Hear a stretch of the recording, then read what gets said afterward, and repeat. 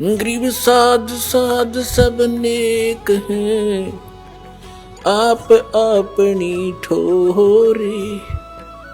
जो सतलोक ले जावेंगे वो साधु कोई और।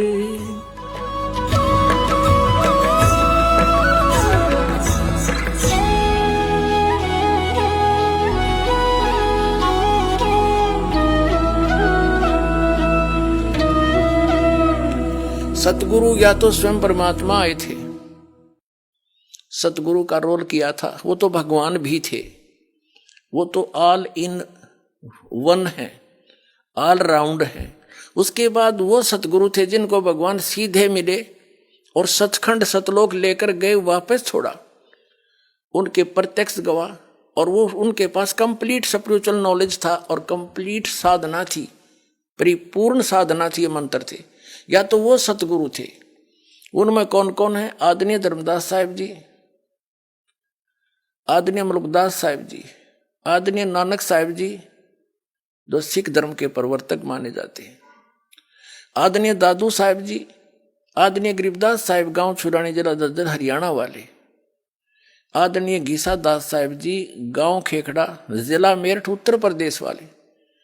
इन महापुरुषों की जानकारी तो दास को है कि ये सतगुरु थे, लेकिन उस समय इनको निर्देश दे दिया था परमात्मा ने, सख्त हिदायत दे दी थी कि इस तत्व ज्ञान को और इस सार शब्द और सार नाम को, इस सतनाम को अभी डिस्क्लोज ना करना, नहीं तो इन काल के भेजे दूतों के ये यथार्थ ज्ञान और यथार्थ मंत्र हाथ लग जाता। जैसे राधा स्वामी पंथ है, इसी से निकला हुआ पंथ है, युद्ध जय गुरुदेव पंथ।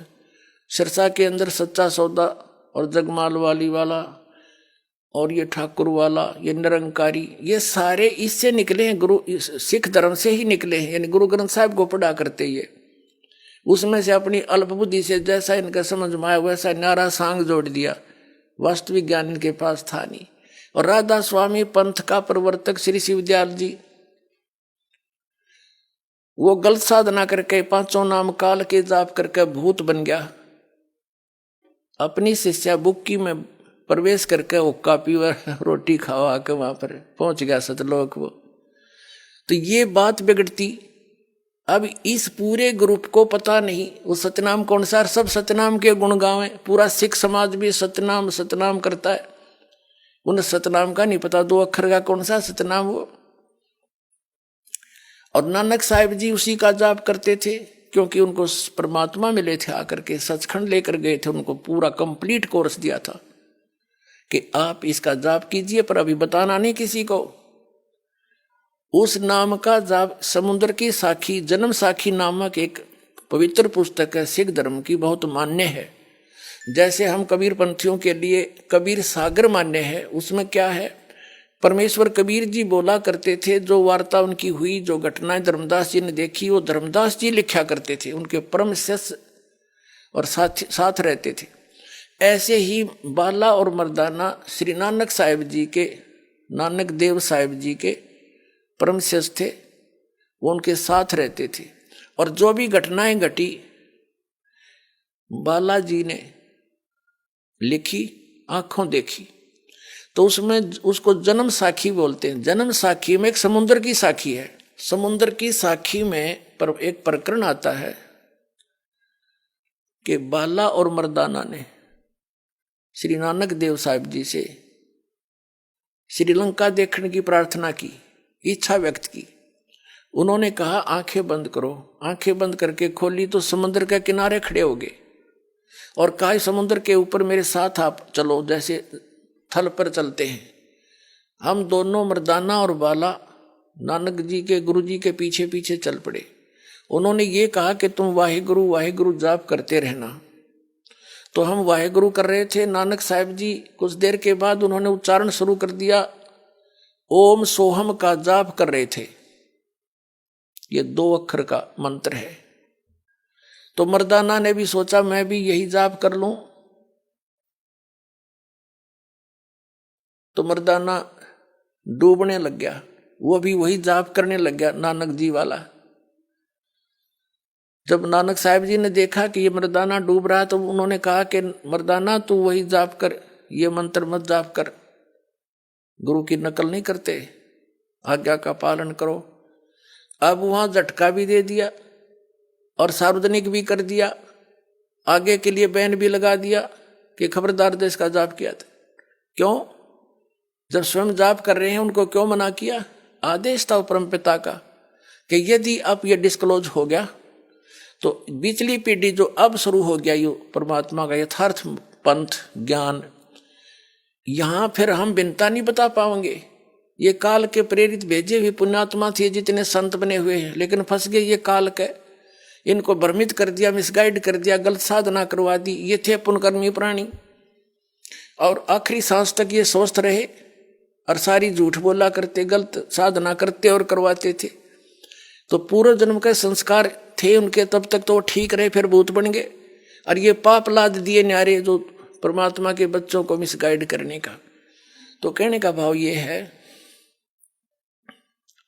कि उन महापुरुषों को ये मंत्र दे दिए थे और बता दिया था तुम जाप करो, कल्याण कराओ, अभी डिस्क्लोज ना करो, लिख दो अपनी एफिडेविट में।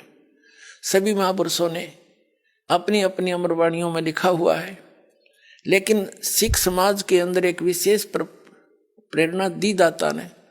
उन्होंने इस मंत्र को ग्रंथ साहिब में ही नहीं लिखा इकट्ठा, इस डर से कि कहीं किसी के यूं हाथ लग जाए, ये जाप ना कर ले इस 2 अक्षर के मंत्र का और मर्दाना वाली हालत ना हो जाए कि सबकी डूब ना जावे, यानी हानि ना हो जावे, इस डर से।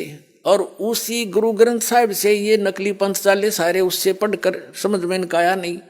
यदि ये मंत्र गुरु ग्रंथ साहिब में लिखा हुआ होता आदि ग्रंथ में, तो ये सारे वही नाम देते। आज ये दास कैसे भिन्नता बताता कि ये अधिकारी नहीं है, वो अधिकारी है ही नहीं। नाम देने का अधिकारी तो दास बना के भेजा परमात्मा ने वर्तमान में, दूसरा इस पृथ्वी पर अधिकारी नहीं इस नाम के देने का। तो अधिकारी के बिना ये नाम अगर किसी से कोई नकली जो निर्भाग आत्मा होगा दुष्ट, इस दास से प्राप्त करके और ये नाम स्वयं देने लग जा कहीं पर, तो सबसे बड़ा अपराधी है इस पर परमात्मा का इस पृथ्वी पर। तो उसे एक लाभ तो होना नहीं, क्योंकि अधिकारी के बिना, जैसे किसी बालक की अपॉइंटमेंट लेटर है किसी बच्चे का, उस पर 4 लाइन होती हैं, you are hereby appointed for the post of such and such, your salary will be such and these will be term and conditions. वो 4 लाइन होती हैं और उस पर अधिकारी के साइन हो तो वो वैल्यू है, नहीं तो वैलिड नहीं है। अगर कोई उसी तरह के लिख के नो की नो डिटो को फिर अपने साइन कर दे तो उस बच्चे को कुछ नहीं मिलना, वो धोखा दे रहा है। दूसरे शब्दों में, यदि कोई डुप्लीकेट ड्राइविंग लाइसेंस या पासपोर्ट बनाता है, उसमें तो वो ओरिजिनल दिखता है उसको बनवाने वाले को, भोले को, लेकिन वहां पता चलेगा जब उसकी आवश्यकता पड़ेगी तो उस समय फिर कुछ हाथ नहीं लगना, फिर तो सीधा जेल, दुर्गति होनी उस व्यक्ति की। तो वो सबसे बड़े दुष्ट हैं जो इस नाम दास से लेकर स्वयं देने लग जाएंगे। तो परमात्मा ने तो उनसे कसम दिला दी थी महापुरुषों से, धर्मदास मेरी लाख दुहाई, ये सार शब्द, ये मूल ज्ञान के अंदर ये सतनाम और सारा कुछ आ जाता है।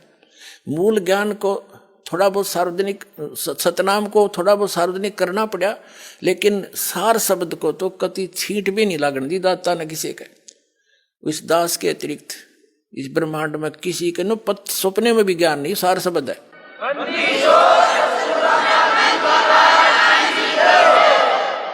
तो कहने का भाव ये है कि ये अभी कहते हैं गुरु बिन काहुन पाया ज्ञान, जो थोथा भूषड़ मूड किसाना, गुरु बिन वेद पढ़े जो प्राणी, समझन सार रहे अज्ञानी। तो इन महापुरुषों को छोड़कर जिनको परमात्मा सीधे मिले थे वो तो सतगुरु थे, और सतगुरु नहीं थे इस पृथ्वी पर, इस दास के अतिरिक्त वर्तमान में नहीं है। अब दया करी है दाता ने, वो कंप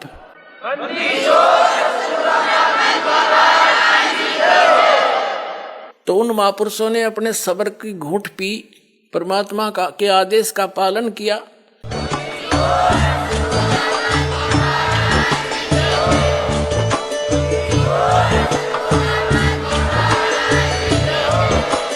आप सुन रहे थे जगत गुरु तत्वदर्शी संत रामपाल जी महाराज जी के मंगल प्रवचन। अधिक जानकारी के लिए विजिट कीजिए हमारी वेबसाइट www.jagatgururampalji.org।